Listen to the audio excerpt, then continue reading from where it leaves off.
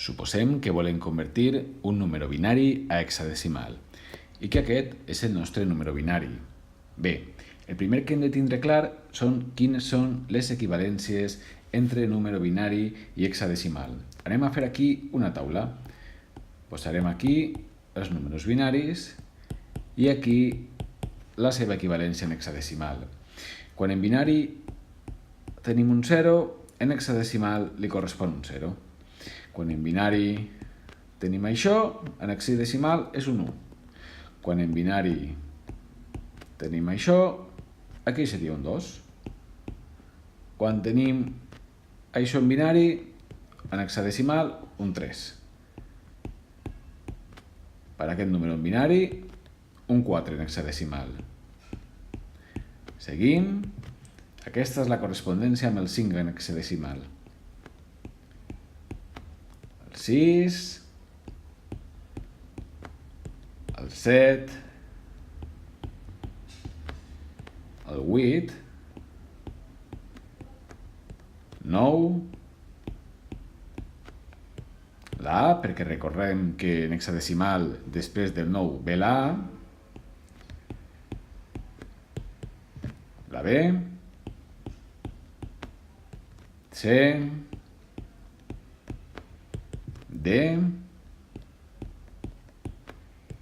E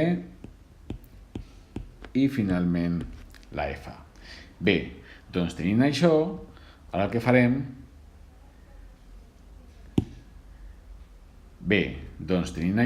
ara el que hem de fer és dividir el nostre nombre binari en grups de 4, començant per la dreta.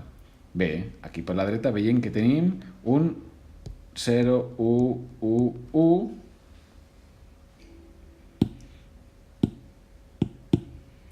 Bé, aquí al nostre número binari veiem que tenim aquí un grup, aquí un altre grup, aquí un altre grup i finalment un quart grup. D'acord? Doncs ara anem a fer la traducció. Al primer nombre, 0, 0, 1, 0, veiem que li correspon un 2. Al segon grup, 1, 1, 1, 0,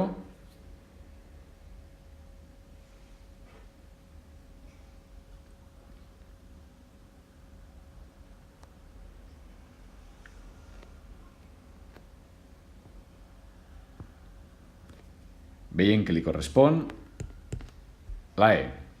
Al tercer, 0, 0, 1, 1, li correspon el 3.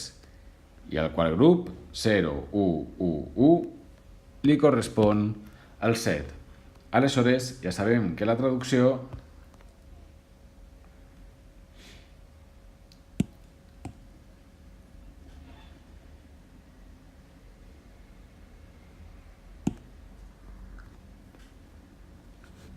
al primer grup, començant per la dreta, 0, 1, 1, 1, li correspon un 7. Al segon grup, 0, 0, 1, 1, li correspon un 3. Al grup tercer, 1, 1, 1, 0, li correspon la E.